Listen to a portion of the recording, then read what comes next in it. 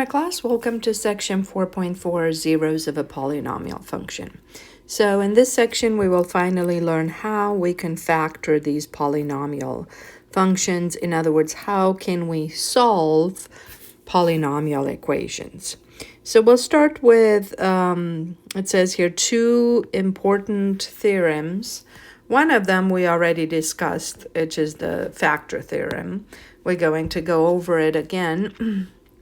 The remainder theorem simply says that if a polynomial function f of x is divided by some kind of factor x minus k, again, the kinds that we would want to divide by anyways, then the remainder is equal to the value of f of k. So another f of k is going to equal to the remainder of the division. So I'll show you why that is so. So if you take some kind of function, anything, expression, right, and you divide it by anything, you get a quotient plus a remainder that's to be divided by that x minus k. We've seen this over and over again in section 4.3. So here I'll show you. We've divided and divided, yes.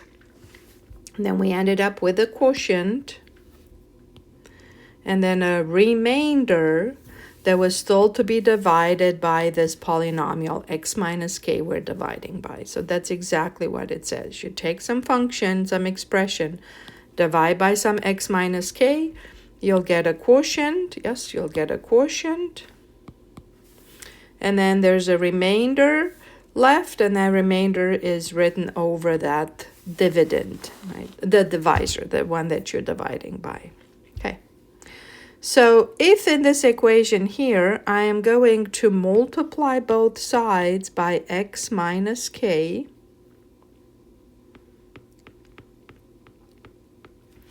what that's going to do is just going to take away the x minus k, leaving me with f of x. This x minus k has to be distributed to everything, so it gets multiplied right here to q of x, and then x minus k times this fraction is just going to give me r. Okay. So now it says let's try and plug in k for x. So in other words, evaluate f of k. Okay, so you put that in for x. So k minus k times q of k plus r. So anywhere you see an x, you have to replace it. Anywhere you see an x, you're now replacing it with a k. Okay, so of course we know that k minus k is equal to 0. And of course we know that anything times 0 is just 0, and 0 plus r equals to r. So that's exactly what this theorem says, that f of k is equal to the remainder that you get whenever you divide your function, your f of x, by x minus k. So as a quick application, we can sometimes just use synthetic division when finding the value of a function at a number. So if I want to find f of 2, of course we can plug in 2 into this expression.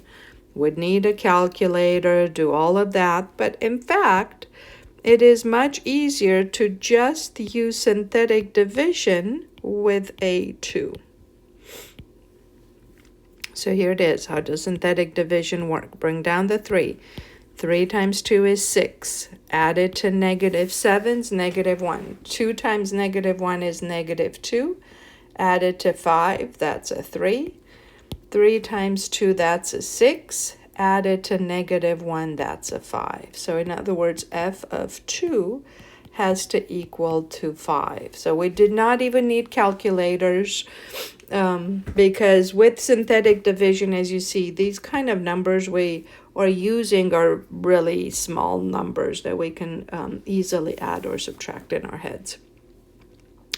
Same thing. Use the remainder theorem to find f of negative 3. Well, f of negative 3 is the remainder you're going to get if you take this polynomial function, and again, be very careful, make sure all the powers are accounted for. 4, 3, 2, 1, none. We have them all, so we didn't have to fill in any zeros. And then, so you divide by x minus minus 3, therefore we just put that minus 3 at the front. So bring down the 5, times negative 3 is negative 15. Add them up, that's negative 6. Negative 6 times negative 3 is 18. Add them up, that's an 8. 8 times negative 3 is negative 24. Add to 5, that's negative 19. And maybe that's the only time I might reach for a calculator. 19 times 3 is 57.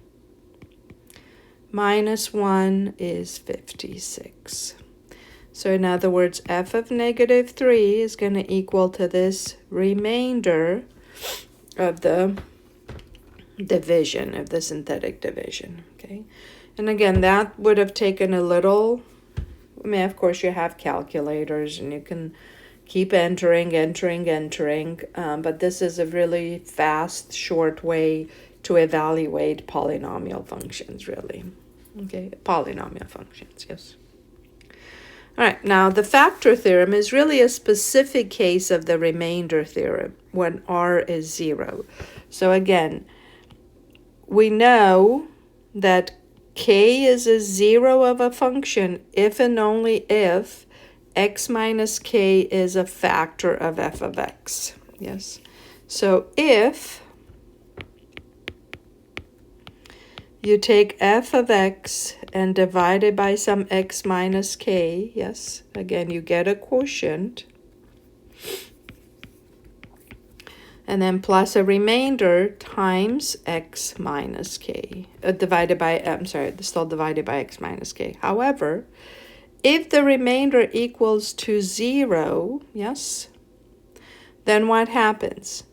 Then f of x, I didn't leave myself too much space, and I should have started up at the top. This piece is equal to 0, then this piece is gone, right? Now, if you divide both sides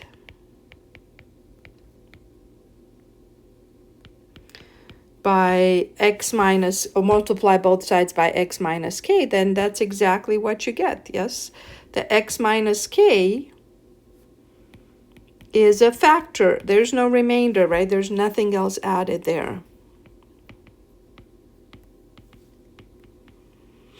If r equals to 0, right? And if r equals to 0, we also know the f of k is equal to the remainder of the division. So f of k is equal to 0, right? So k is a 0 of the polynomial function. All right. Again, we've talked about the factor theorem. It's really just a specific case, and yes, if there's no remainder, that means you have a factor. It goes in evenly, and there you have it. So, if we can factor a polynomial, we know its zeros and backwards. If we know the zeros of a polynomial function, we can factor the polynomial. So, we've done this over and over again in 4.2. Now, here is a polynomial function. Can we factor? So I'm going to start with polynomial functions we already know how to factor. So how would we factor this polynomial function? Okay. Well, let's think of all the factoring methods we discussed so far. It says I should be able to factor this polynomial. And yes, I can. I have to think, first of all, is how many terms do I see? And I see 4 terms. That always makes me think of factoring by grouping. So from the first 2 terms, I can factor. There's an x squared greatest common factor. Times x squared goes into 2x cubed, 2x times, minus 1. Always drop down this symbol, the minus. And from 8 and 4, we can factor out a 4. So again, negative 4 goes into negative 8 2 times, and then an x. Negative 4 goes into positive 4, negative 1 time. So remember, if you factor with a negative, you must switch all the signs. So that's what we have so far. But now, this quadratic polynomial left in here is something that we can also easily know how to factor. And it factors into an x plus 2 and an x minus 2 because it is a difference of two perfect squares. So here we have it. This polynomial function that we knew nothing about, we were able, using methods of factoring we've learned in the past, okay, and we've reviewed in this course, factoring by grouping allowed us to get to all the factors. Good. So therefore, what are the zeros? Well, 2x minus 1 is going to equal to 0 if x equals to add 1 divide by 2. The 0 here is x equals to negative 2, and x equals to positive 2. So these are the x-axis intercepts, or the zeros. To find the y-intercept, that's easy. All I have to do is plug in 0 for x. The 0 is the easiest number to plug in because if I plug in a 0, 2 times 0 cubed minus 0 squared minus 8 times 0, all that's a 0, so I'm left with just a 4. Okay, so now I can easily get a possible graph of this function. Okay, it doesn't have to be exact. In other words, those turning points, we're not going to go too far for them. So we know it's crossing at 1/2, at 2, and at negative 2. It's crossing through the y-axis at 4. Okay. All right, and then I have to think about the end behavior. And the end behavior is that of the leading term, which is 2x cubed. So in other words, it's a cubic function. End behavior. So it comes from here, ends up here. And each of these times, the graph is going to come and cross linearly. And there it is. So I made it go through all these points. It looks like a nice polynomial function. Again, you can very well verify all of this with your graphing calculator. So we'll use our graphing calculator quite a bit in this section and next one, but not for this. We already know how to solve that. So let's take x to the 5th minus 5x cubed plus 4x and see if we can factor this. Okay. First things first, I'm looking and I see there's a greatest common factor of x. So I'm going, x shows up every single time. Okay. And now this trinomial here looks very much like a trinomial, like the square ones, except for it has an x to the 4th, which is really no big deal, so I'll show you. An x to the 4th really comes from an x squared and an x squared. If you had before an x squared, that came from an x to the 1 and an x to the 1. So we cut that exponent in half. Then I have to think of numbers that multiply to 4 and add up to be 5, which are 4 and 1. And they both have to be negatives. Okay, so let's see if it works out. I'm going to get my x to the 4th minus x squared minus 4x squared. So that gives me the negative 5x squared in the middle. And then my minus minus a plus 4. So it definitely is factored correctly. And now we can move on even further because each of these quadratic factors is a difference of two perfect squares, so we can factor it as such. So x squared minus 4 factors into x plus 2x minus 2. Again, it's a difference of two perfect squares. And then same, the x squared minus 1 is an x minus 1 and an x plus 1. So here's my function. And then the zeros are really easy to see. X is 0 is one solution. X is 2. X is negative 2. Negative 1. And positive 1. So it crosses through all these points. Now again, how many zeros or how many solutions did we expect? 5 solutions, and there they are, right? The polynomial before was cubic, so we got 3 solutions, right? 3 x-axis intercepts.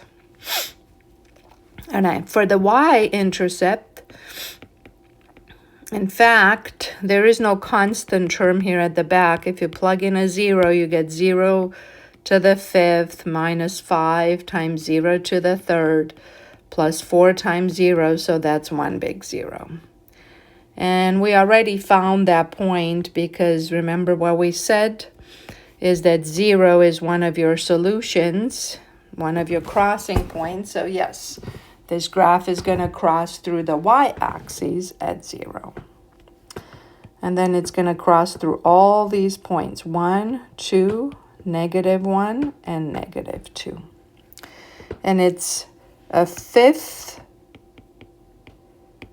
degree polynomial function, so it's going to behave just like the cubic. Okay, so it comes from quadrant 3, ends in quadrant 1. Okay, and it's going to nicely come and weave its way through all these points. And remember, 5th degree polynomial function is going to have at most 5 zeros, which we found. And at most 5 minus 1, so 4 turning points. And that's exactly what we have. All right. Now, again, what if there's no pattern? What if we can't use all these factoring methods we've been using to factor the polynomial? As a matter of fact, if you look at this polynomial here, yes, I see 4 terms, but there's really no pattern in them. So the only way you can factor with 4 terms is if the quantity inside the parentheses ends up being the same, right? So there's really a pattern, the same kind of pattern, the first 2 as in the last 2. There's definitely not going to be the case here. You can try, you're not going to end up with the same numbers inside the parentheses, okay? So let's say for some reason that we know one of the zeros. Let's say it's given to us that x equals to 2 is a 0. What does it mean that x equals to 2 is a 0? That simply means that x minus 2 is a factor. So we were given one factor. Oh, great. Okay. So therefore, f of x is going to be an x minus 2 times something else. How do I find that something else? Well, I have to use synthetic division, yes, to divide. So I'm simply taking my polynomial and dividing by x minus 2. In other words, we just put the 2 at the front. And all these coefficients, and again, make sure that all the powers are there. Put them in the synthetic division setup. Okay, so as I promised in the last section, we will be using synthetic division quite a bit in these sections. So it was true. X equals to 2 is a 0 because the remainder came up to equal to 0. Yes. So let me write this prettier. Therefore, this is what we found out. That f of x can be factored into an x minus 2 times, remember, these are the coefficients of your quotient, and starts with a 2x squared minus 1x and then minus 3. So the hope is that once we got down to a quadratic polynomial, we can factor that out on our own. And if we can't factor it, then no problem. We can use the quadratic formula to find its solutions, its zeros. But let's see if we can factor this. Numbers that multiply to 2x squared are 2x and x. Numbers that multiply to 3 are 3 and 1. And give it different signs because it's a negative 3. So let's test it. Of course, the product is negative 3 for the last. And then let's test just the middle. So that's a negative 3x plus 2x, which gives me the negative 1x I needed. So this is factored correctly. Okay. And there you have it. So in other words, we have the whole factorization, yes? What are the zeros then now?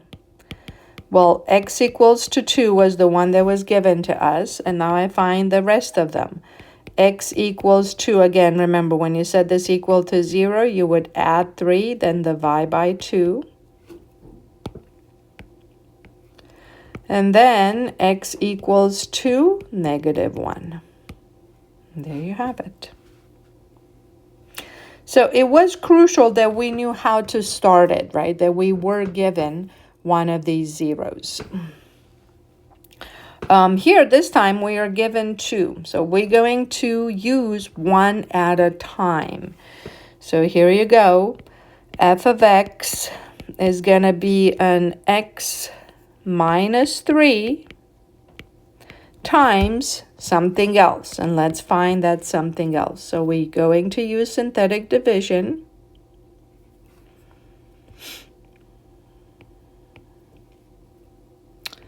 One, 2, negative 10, negative 18,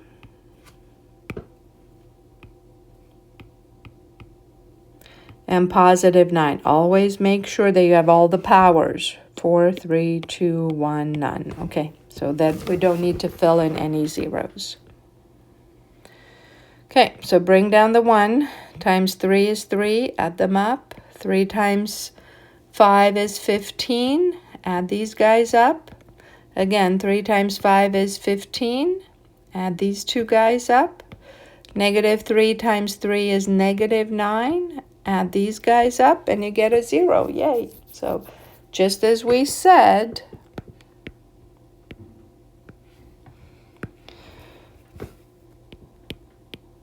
x minus 3 was a factor. In other words, x equals to 3 is one of the zeros. So what polynomial are we left with? A cubic one. So x cubed, 1x cubed, plus 5x squared, plus 5x, and then minus 3. As you see, we went all the way to the end. Now, it says that further, x plus 3 is a factor. So in other words, we can also break up this polynomial to a x plus 3. So the good news is again, if I take this to the side and I think about, I don't know, the number 48, yes? What do I know about the number 48? I know that 2 goes into 48, yes? Because I see it's even, so it's a 2 times 24. And then what else? I know that, let's say, 3 is a factor of 48, but I don't go all the way back to 48. I'm going to use that 3 further to break this polynomial up. So 3, and then times 8. So I don't have to go all the way because I have to keep on breaking this polynomial all the way till I can't break it up anymore, right?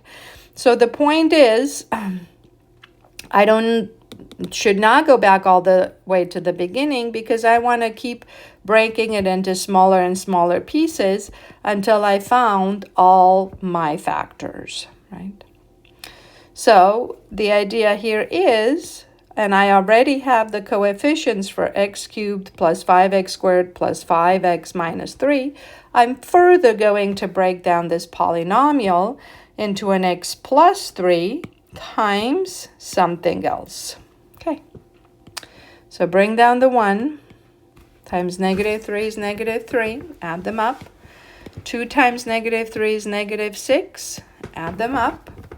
Negative 1 times negative 3 is a positive 3. And again, this is where we were ending. And that's a 0. So we found the leftover factor here is an x squared plus 2x and minus 1. So I was able to break my fourth degree polynomial function into a linear, another linear, and then a quadratic, right? So the degree altogether is going to be a 4. Now, this time, this equation there you can try, but it's non-factorable anymore. However, no problem, because as I said, once you have a quadratic, if you can factor it, great.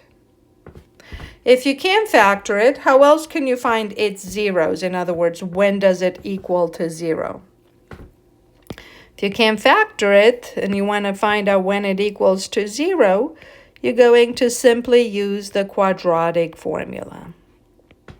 But that's the good news is that you brought it back down to something you know how to solve in any time. So we know how to solve a quadratic, whether it's factorable or not. So b is 2 squared minus 4 times 1 times negative 1 is 4 times 4. Here, I'll write it. It's a 4. All over 2. So that's negative 2 plus or minus the square root of 8. And you can simplify these values as well, or I don't really mind if you don't simplify the radical. However, if you do, here I'll just show you, don't have much room left. But the square root of 8 is a 2 square root of 2. And then you can now divide each of these terms by 2. So that's going to be a negative 1 plus or minus just the square root of 2. So those answers are definitely better looking.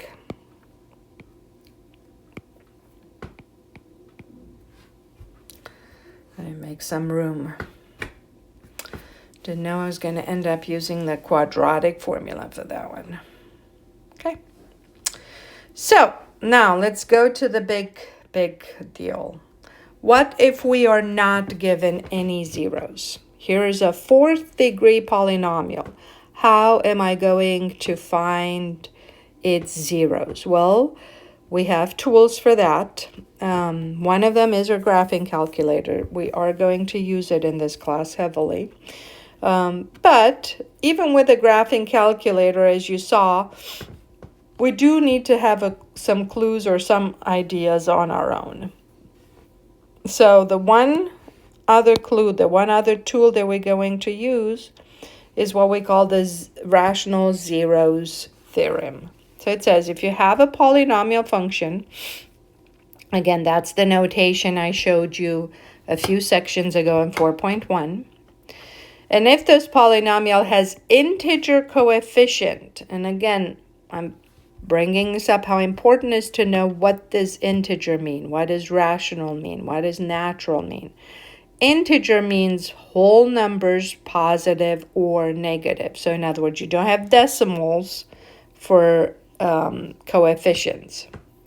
Then it says every rational zero. Rational, again, is another one of those words we learned the first day of classes. First thing. Rational means you can't have a square root of 2. You can't have a square root of 7. All answers are of the form P over Q. So in other words, where P and Q are integers. So 2 over 7, negative 3 over 1, things like this. Okay, so then the rational zeros of f of x have this form where P is a factor of a naught, the constant term, we call that a0 or a naught, and Q is a factor of the leading coefficient an. Okay. So I put another rule here for you to read. I'm also putting a little note that when looking for the zeros of a function, in other words, for the x-axis intercepts, we can only consider real solutions because you cannot put imaginary numbers, plot imaginary numbers on the x-axis. The x-axis is a real number line, so no imaginary numbers fit on it. So any I answers, we're not going to list as zeros of a function. Okay, they're solutions to an equation, but not zeros of a function. Okay, so let's look at the problem above. I just copied it one more time. And we want to list those possible rational zeros. So it says, if this polynomial basically has nice answers, then these are all the answers you can get. P has to be a factor of the constant term. So what numbers go into 12? And I'm going to keep this very easy. Think about the factors in pairs. So 12 is 1 times 12, yes. Then 2 goes into 12, and that's a 2 times 6. 3 goes into 12, so that's a 3 times 4. And then, of course, from here on out, 4 times 3, 6 times 2, and 12 times 1. So we have all those factors. Q, the rule above says, has to be a factor of this leading coefficient 2. So what are numbers that go into 2? Well, just 1 and 2. That's it. That's all that multiplies to 2. So what I want, and it's positive or negative, because again, negative 2 goes into 2, negative 1 goes into 2.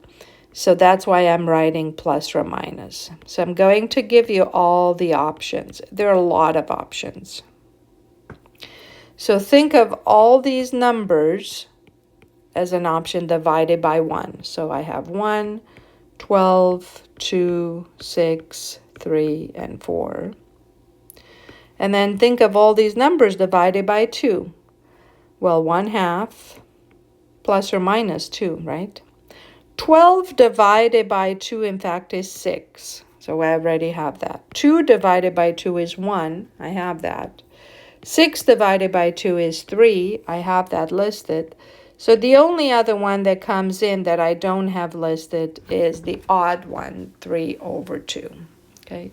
So in other words, what we're saying, if this polynomial function has nice answers, not square root of 5, which is an irrational number, so infinitely many non-repeating decimals, it's going to cross at only one of these points. Okay, so it cannot cross at 5, it cannot cross at 7, it cannot even cross at 3.5. It's going to cross at only these numbers. Okay, so how is this helpful? All right, now we're going to use a graphing calculator next. And I've listed all, I've already put that polynomial in. And here it is, graph it. Okay. So it kind of weaves a little bit through. Let's zoom in. And you see here that this polynomial seems to be crossing where? Definitely at -3. And if you look back at your list, does that list show a crossing point, does that list show -3 at as one of your possible answers? Yeah, I got -3. Okay, so it says try that guy with a negative. Okay, so we're going to use synthetic division to divide the polynomial by -3.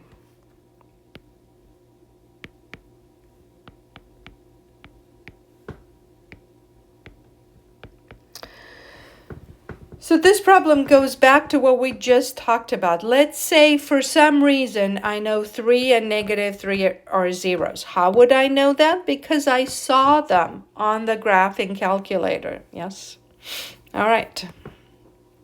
So I saw And again, why did we even make this list? To kind of see what is even possible. Am I seeing this right or not? Or maybe it was crossing at negative 2.9 and I was tripping, but negative 3 is fine. Okay, so let's do synthetic division and see if indeed it works. Bring down the 2. Negative 6, negative 9, 27, that's a 12. Negative 36, add them up, negative 4. Negative 3 times negative 4 is a positive 12, and yes, success. We did get a 0 for a remainder. That means we found the 0 of our polynomial. So let me start breaking up this polynomial. So far, this function up here can be factored into an x minus 3.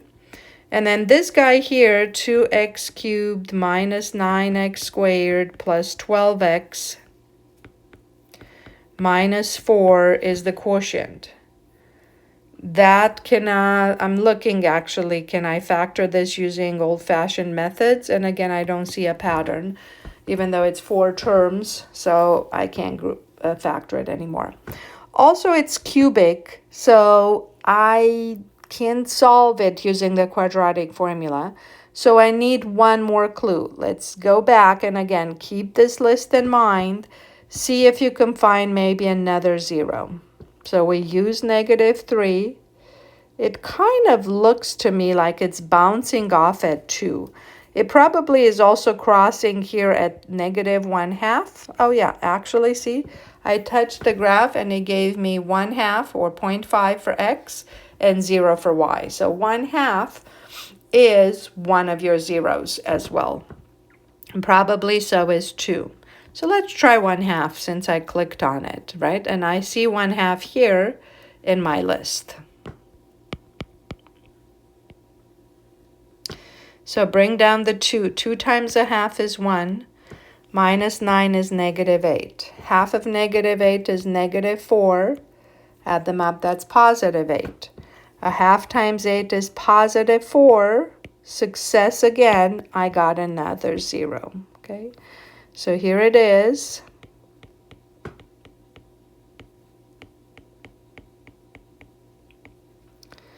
And here is my leftover polynomial, 2x squared minus 8x and plus 8. So the question is, can we further factor this trinomial here? Yes. So the first thing I'm going to do with it is factor out a greatest common factor of 2. X squared minus 4x plus 4. And now, numbers that multiply to 4 and add up to equal to 4 are in fact 2 and 2.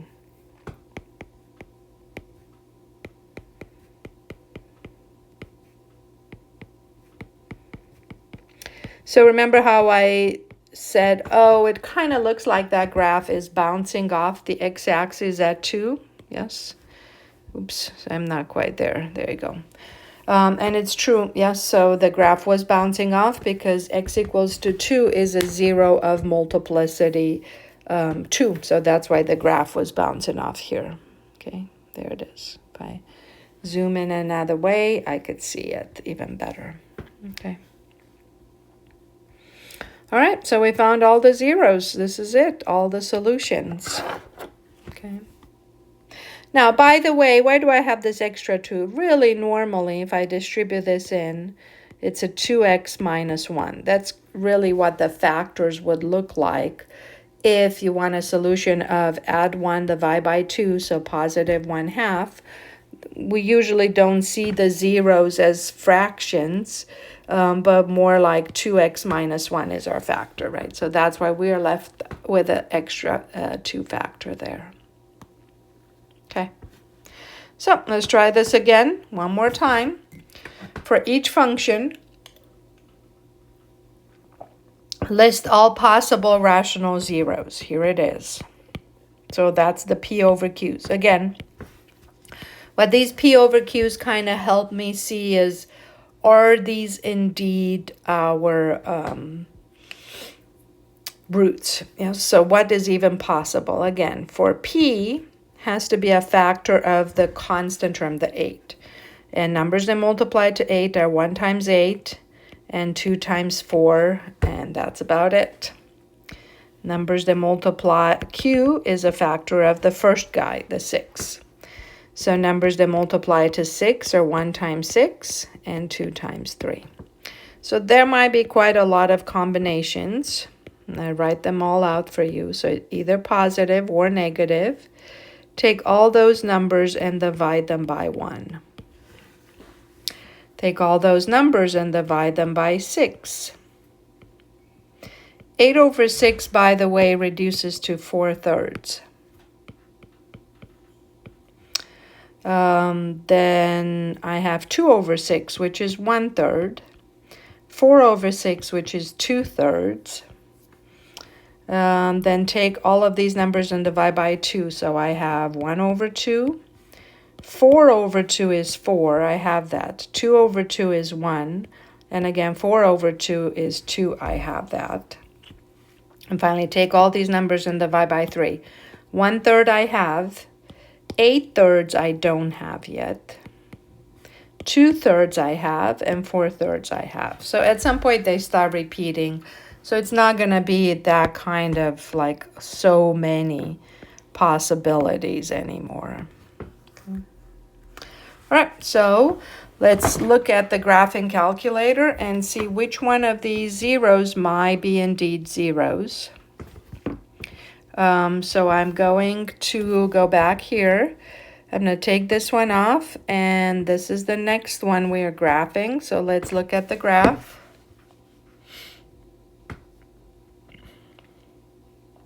All right, and what do we see? What kind of zeros from my list seem to have made the cut?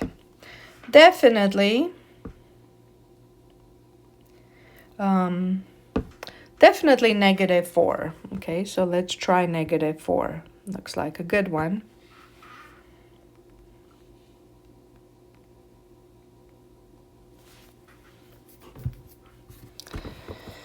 So I have -4,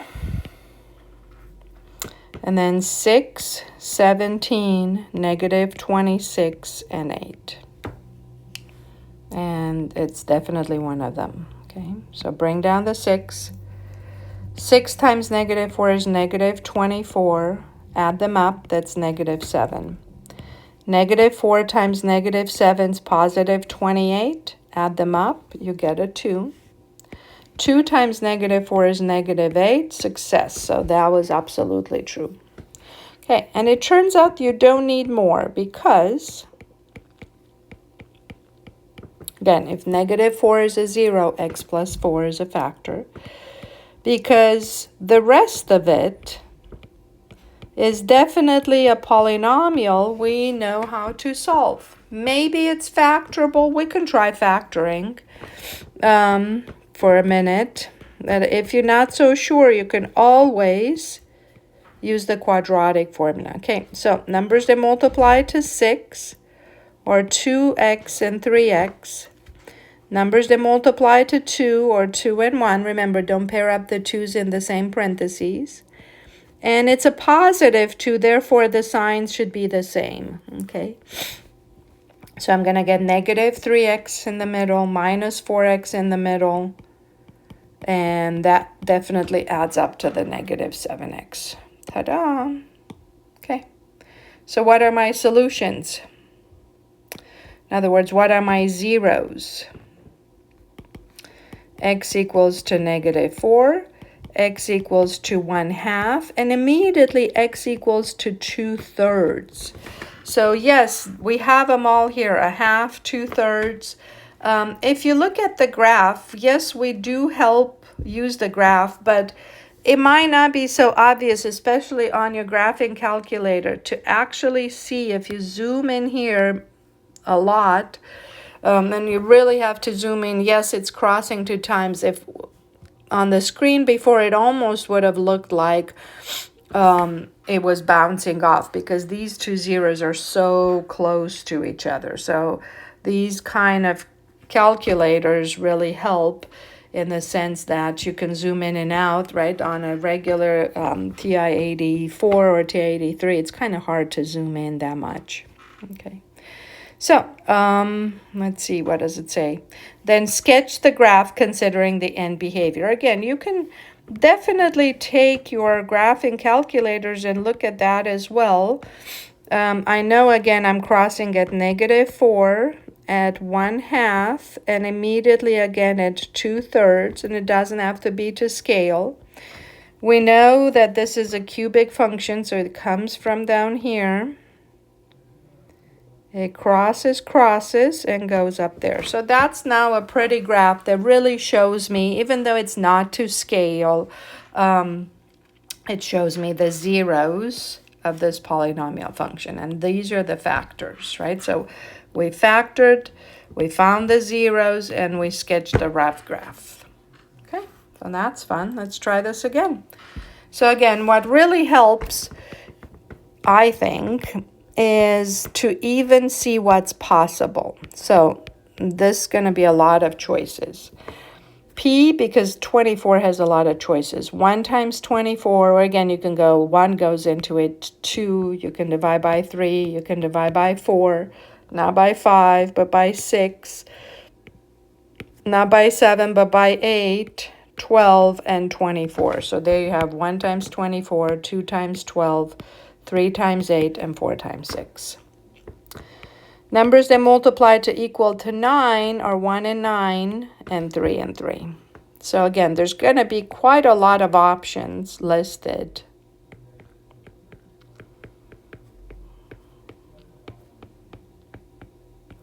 And then take all of these numbers and divide by 3.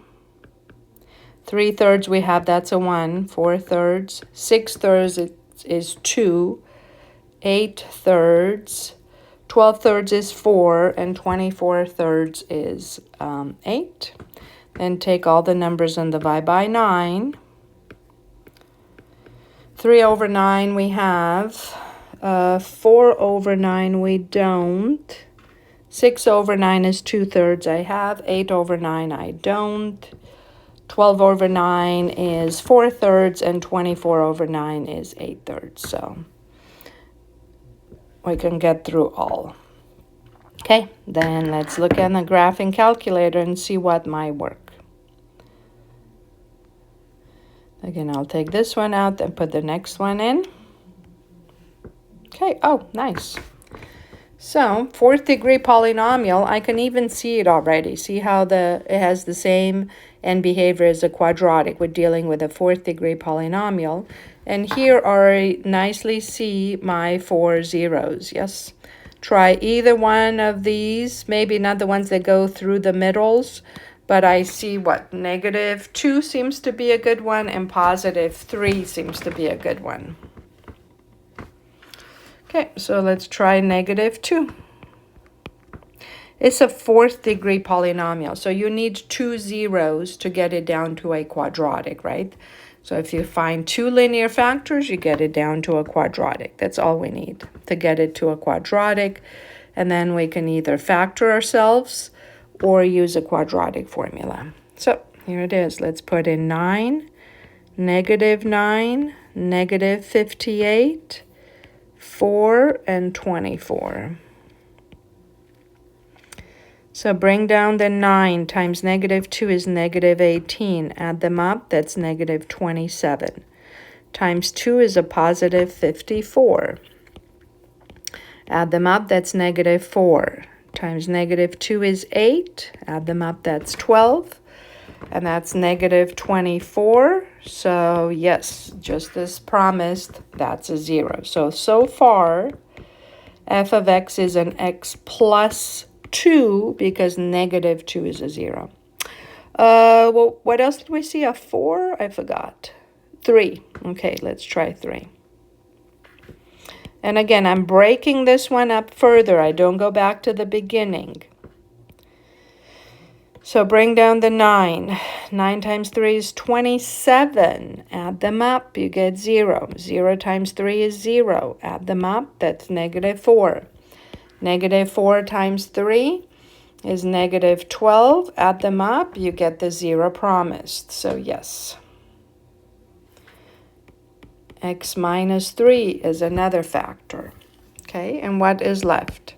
What is left is a 9x squared plus 0x's minus 4. If you look at this, we can easily factor it now, this quadratic, because it is a difference of two perfect squares. And those are 3x and 3x, positive 2 and negative 2. Okay. So the other zeros that we saw going kind of in betweens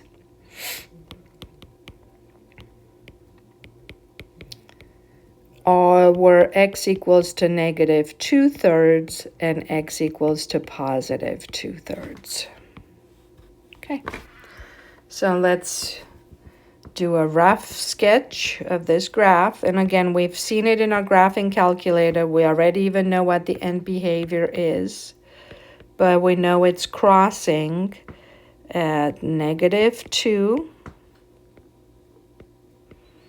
at positive 3, at negative 2/3, and at positive 2/3. And each of these are of multiplicity 1. So in other words, the graph is going to slash through linearly. Okay. All right, and here's our last one. It's a 5th degree. So we're going to need 3 possible zeros to break it all the way down. Okay, let's see what possible zeros do we even have. Okay, so again, P has to be a factor of 6. That's 1 times 6 and 2 times 3. Q has to be a factor of the front, and the only ones that go into 3 are 1 and 3. So here are my options. Plus or minus each of these numbers divided by 1. So 1, 2, 3, and 6. Then each of these numbers divided by 3. So 1/3, 2/3, 3/3 equals to 1, and 6/3 equals to 2. We already have those numbers. And now let's look on our graphing calculator for what's even possible. So let's take this one off and look at the last one. All right, well, there it is. I'm seeing 1, 2, 3, 4 zeros on my 5th degree polynomial function. Yes. And the reason why I'm seeing that, because as you see at negative 1, it seems to be bouncing off. So that's a 0 of multiplicity 2. So it's not crossing 5 times. It's only crossing 4 times. Okay. All right. So what do I see? 2 and 3 are good ones. I'm going to try those, and negative 1. So let's start at negative 1.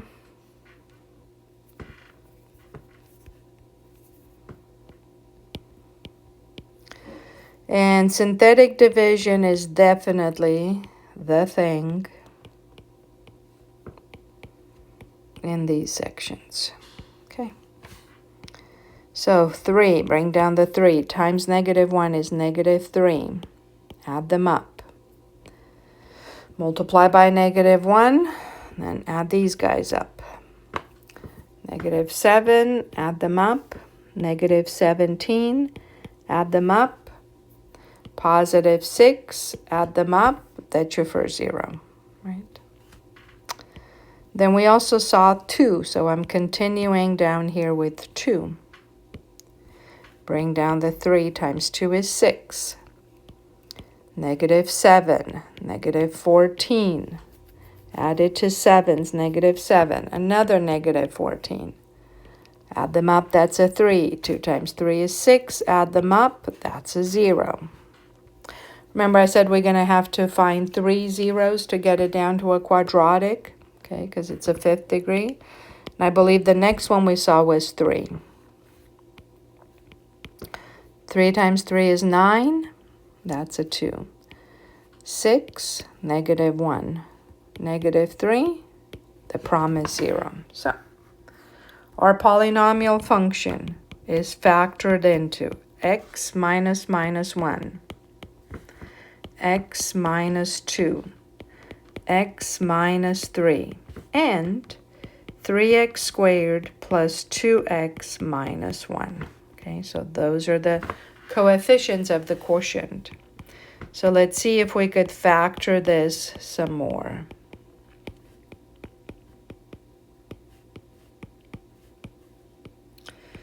Numbers that multiply to 3x squared are 3x and x. Numbers that multiply to 1 are 1 and 1. And again, put some sign so that you get that positive 2x in the middle, and we do. Okay, so all the zeros indeed are, I'll just list them, negative 1, 2, 3, 1/3, right? Add 1, divide by 3 when you set this equal to 0, and negative 1 again. So negative 1 has multiplicity 2, just as we saw off the graph. So I'll put these in order on the number line. Negative 1, positive 3, positive 2, and 1/3. Okay. So again, the end behavior is that of a 5th degree polynomial, and that's the same as a cubic polynomial. So in other words, the graph is going to come from down here. It's going to bounce off at negative 1, cross at 1/3, cross at 2, cross at 3, and go on. And this is it. Now you know how to solve polynomial equations, but we definitely need a graphing calculator. So we'll solve more polynomial equations in the last section.